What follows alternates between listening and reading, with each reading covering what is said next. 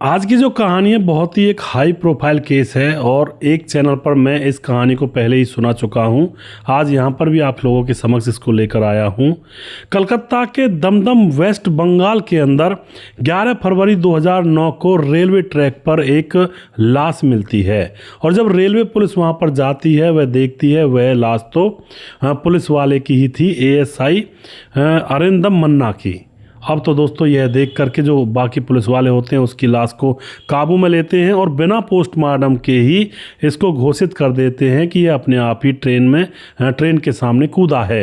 एक बड़ी अजीब सी बात थी ना, यानी कि पोस्टमार्टम हुआ नहीं है और पुलिस वाले अपने ही सहकर्मी पुलिस वाले के खिलाफ कुछ ऐसी बयान औकाज कर रहे थे कि भाई ये अपने आप ट्रेन के सामने कूदा है, जबकि उसकी आंखें निकली हुई थी, हाथ दोनों टूटे हुए थे। इस तरह का मामला था। इस घटना के अंदर आखिर क्या हुआ था ये जानेंगे। यहाँ पर पूरी जानकारी लेने के लिए वीडियो को लास्ट तक जरूर देखिएगा। वीडियो बड़ा ही इंटरेस्टिंग होने वाला है और पता लगेगा यहाँ पर कि पैसे की ताकत कितनी भी हो सकती है जो लोगों के जो रूपरेखा है उसको ही बदल देती है। नमस्कार, मैं हूँ सुदेश कुमार। यह घटना 2 साल पहले इसको ले चलते हैं। आज से 2 साल पहले यानी कि 2009 से पहले 21 सितंबर 2007 को इस घटना को ले चलते हैं और 21 सितंबर 2007 को इसी रेलवे ट्रैक पर एक और लाश मिली थी और उसकी भी हालत बहुत ज़्यादा ख़राब थी।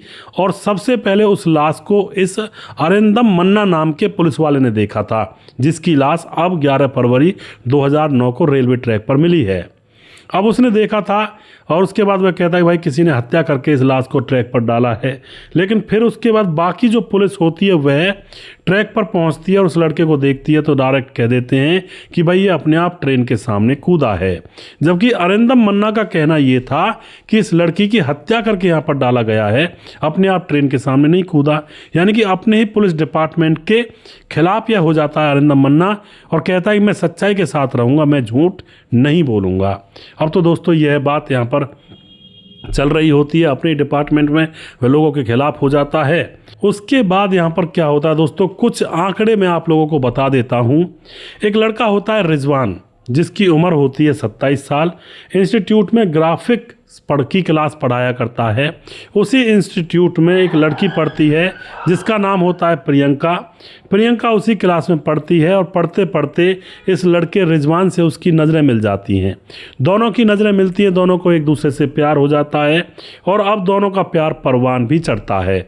एक दूसरे से मिलने लगते हैं, एक दूसरे के साथ रिलेशनशिप में आ जाते हैं, संबंध बनाने लगते हैं। जो लड़की प्रियंका थी यह बहुत बड़े उद्योगपति की बेटी थी। आपने लक्स कोजी का नाम तो सुना होगा, जो आपकी बनियान पर आपकी चड्डी पर लिखा रहता है लक्स कोजी। उसी लक्स कोजी कंपनी के मालिक की बेटी होती है प्रियंका। अब तो यह इस मुस्लिम लड़के रिजवान से प्यार करने लगती है। दोनों एक दूसरे के साथ आराम से टाइम स्पेंड किया करते, काफ़ी गहरा प्यार इनको हो गया था। छुप छुप कर मिलते हैं, दोनों ही एक दूसरे से शादी करना चाहते हैं। लेकिन यहाँ पर दोनों को पता था कि इनके घर वाले नहीं मानेंगे। एक घड़ी लड़के के घर वाले मान जाए, लेकिन लड़की का पापा बिल्कुल इस बात को नहीं मानेगा कि हमारी बेटी एक दूसरे धर्म के लड़के से प्यार करती है, उससे शादी करे, और वो भी गरीब से, जबकि यह तो कंपनियों की मालिक थी। अब यहाँ पर ये दोनों भाग करके छुप कर शादी कर लेते हैं और शादी करने के बाद दोनों अलग रहने लगते हैं चुपचाप। अब दोनों साथ जैसे रहने लगते हैं। पिता को पता चलता है कि बेटी ने एक मुस्लिम लड़के से शादी कर ली है, तो पिता को बहुत ज़्यादा बुरा लगता है और फिर इनके घर पर पहुंच जाता है पिता दल बल के साथ और जा कर के बेटी को खूब मनाने की कोशिश करता है। लेकिन बेटी मानने का नाम नहीं ले रही थी। कहती है पापा मुझे अपनी ज़िंदगी में खुश रहने दो, आप चले जाओ, आप अपना काम धाम संभालो, मैं अपनी ज़िंदगी में खुश हूँ। पिता वहाँ से चेहरा लटका करके वापस आ जाता है खाली हाथ, और बेटी बिल्कुल मानती ही नहीं है। अब क्या होता है, रिजवान जो होता है लड़का, उसके ऊपर दबाव डाला जाता है, उसको धमकियां दी जाती हैं कि प्रियंका का पीछा छोड़ दो, इसको भगा दो वहाँ से और अपने घर आ जाएगी। लेकिन रिजवान अब धमकियों से नहीं डरता है, प्रियंका को सारी बातें बताता है प्रियंका कहती है कि ये सिर्फ धमकियां हैं, कुछ नहीं होगा। अब रिजवान और प्रियंका को जब ज़्यादा धमकी दी जाती हैं तो यह परेशान भी हो जाते हैं और उसके बाद पुलिस के पास जाते हैं पुलिस प्रोटेक्शन लेने। लेकिन दोस्तों यहाँ पर क्या, यहाँ पर तो और उल्टा सीधा काम हो रहा था। पुलिस वाले उल्टा उनको धमका रहे थे और कह रहे थे कि मान जाओ, और लड़की से कह रहे थे तुम अपने पापा के पास चले जाओ, और लड़के को धमकी दे रहे थे अगर तुमने लड़की को नहीं छोड़ा तो तुम्हारे साथ क्या क्या हो सकता है तुम्हें अंदाज़ा भी नहीं है। अब तो पुलिस वालों से भी इनको हताशा और निराशा मिलती है, वापस आ जाते हैं। भाई अपनी ज़िंदगी को जीना चाह रहे थे लेकिन अब वे वापस आ जाते हैं, पुलिस वाले उल्टा धमकाते हैं। तो अब दोनों पति पत्नी परेशान, हैरान, रोज़ की रोज़ धमकियां मिलती और पता इनको ऐसा लगता कि उनके ऊपर नज़र रखी जा रही है, बहुत ज़्यादा हैरान परेशान हो जाते हैं। अब जो पिता होता है वह इमोशनल कार्ड खेलता है जब ये नहीं मानते हैं, बीमार हो जाता है, बीमार होने का ड्रामा करके अपनी बेटी को बुलाता है कि मैं बस मरने वाला हूँ। लोग कहते हैं भाई अटैक आ गया तुम्हारे पापा को तुम्हारे चक्कर में, और तुम उससे मिलने तो आ जाओ। कागज़ों पर साइन कर देता है कि मैं अपनी बेटी को बुला रहा हूँ और जल्दी ही वापस भेज दूंगा। लेकिन दोस्तों यह एक ट्रैप था, जाल था। बेटी को बुला लिया जाता है और बेटी वहाँ पर जाती भी है 1 हफ्ते के लिए, लेकिन 1 हफ्ता गुजर जाता है, उसके बाद भी प्रियंका वापस अपने पति के पास नहीं आती है। पति को लगता है कि मामला गड़बड़ हो चुका है, फ़ोन करता है लेकिन फ़ोन भी स्विच ऑफ, और उधर से प्रियंका तड़प रही होती है क्योंकि अब वह फंस चुकी थी अपने पिता के जाल में, उसको बंद कर दिया था दरवाज़ों के अंदर।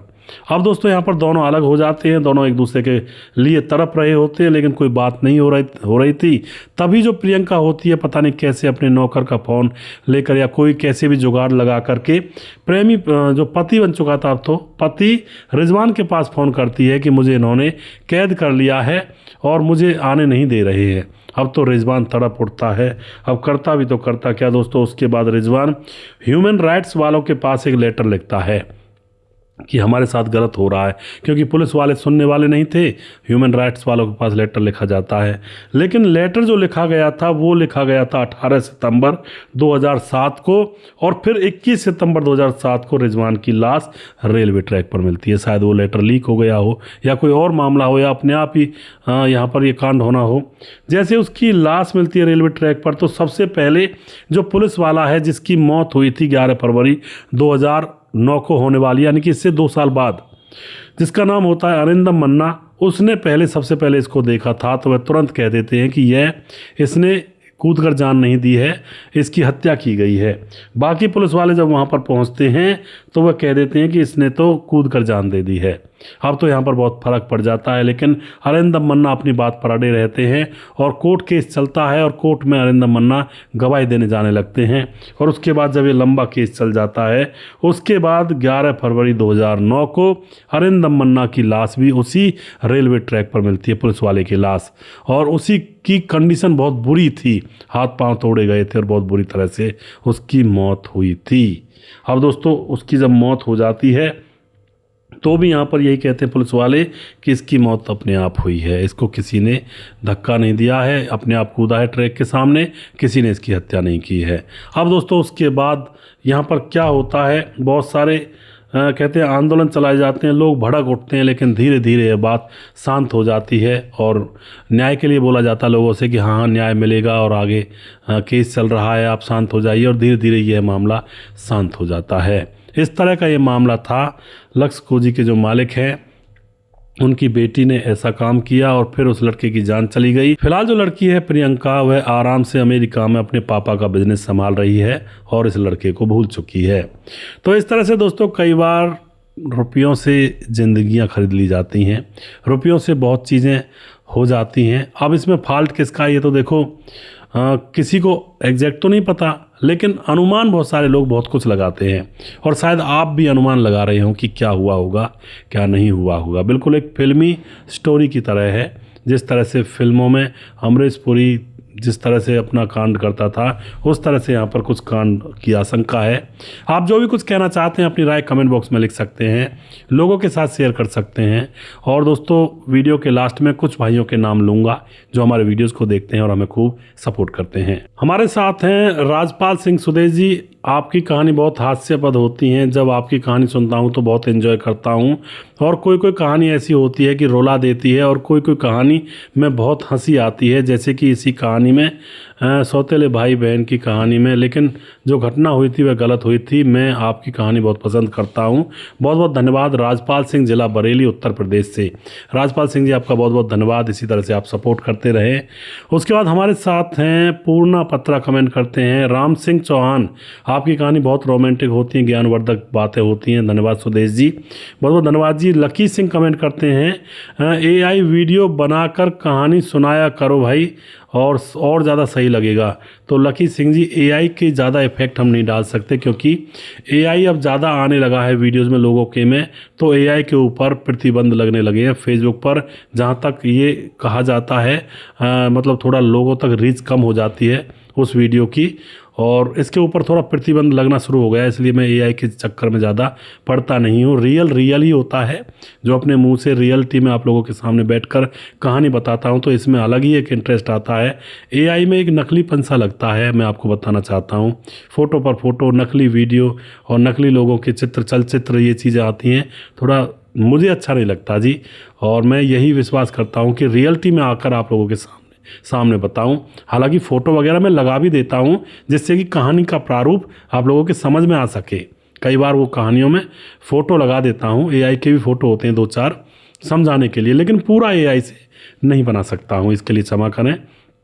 और उसके बाद अजय कुमार, बहुत सारे सवाल हैं मेरे जहन में, और स्टोरी को सुन के क्या लोगों के पास वक्त होता है, तो अजय भाई कह रहे हैं। तान सिंह राठौर कमेंट करते हैं गोरखलियोग। राजवीर सिंह कमेंट करते हैं भाई बहुत अच्छी लगती हैं और कहानियाँ आपकी। और राजेंद्र सिंह यादव कमेंट करते हैं, और रोहित दाऊ विश्वकर्मा कमेंट करते हैं, और मोहन सिंह कमेंट करते हैं वेरी गुड न्यूज़, कहानी का मैनर बहुत अच्छा है जी। और शौकत अली कमेंट करते हैं भाई साहब नमस्कार, मैं आपकी कहानी सुनता हूँ, बहुत अच्छी लगती हैं, आप सबके नाम लेते हैं, हमारा नाम भी लिया करें। मेरा नाम है शौकत अली खान, मैं दिल्ली से हूँ और दिल्ली में रहता हूँ। बहुत बहुत धन्यवाद करते हैं शौकत भाई, आपका भी नाम मैंने यहाँ पर लिया है। मुकेश कुमार यूपी 83 से हैं। सुजीत कुमार हमारे भाई लगातार कमेंट करते हैं। प्रवीण बघेल को शिवपुरी से कमेंट करते हैं, और सूरज डियो हमारे भाई लगातार कमेंट करते हैं फिजी से। राम शब्द कमेंट करते हैं। ताजिल अहमद नाइस वीडियो ऑस्ट्रेलिया से कमेंट करती हैं, बहुत बहुत धन्यवाद करते हैं जी। रोहित देरू विश्वकर्मा कमेंट करते हैं। संजीव कुमार नेपाल से हैं। भीख सिंह कमेंट करते हैं खतरनाक कलयुग चल रहा है, जोधपुर से हूँ। रजत सैनी कमेंट करते हैं भाई बहन के नाम पर कलंक था, राम राम जी, राम राम भाई साहब जी। और दोस्तों हमारे साथ राजकिशोर चौरसिया महाबलेश्वर महाराष्ट्र से, राधेश्याम शर्मा सिरसी जयपुर राजस्थान से हैं, सुशील चौधरी हैं, और राम मोहम्मद यासीन लाहौर पाकिस्तान से हैं। जिस भाई का नाम रह गया उस भाई का नाम अगली वीडियो में जरूर लूँगा। मोनू जैन हमारे भाई कमेंट करते हैं। राम गोसाई कमेंट करते हैं। दुर्योधन भाई हमारे लगातार कमेंट करते रहते हैं। सभी भाइयों का दिल की गहराई से धन्यवाद करता हूँ। दोस्तों अगला वीडियो बहुत जल्दी फिर से लेकर आऊँगा, तब तक आप खुश रहें, सावधान रहें। जय हिंद, जय भारत।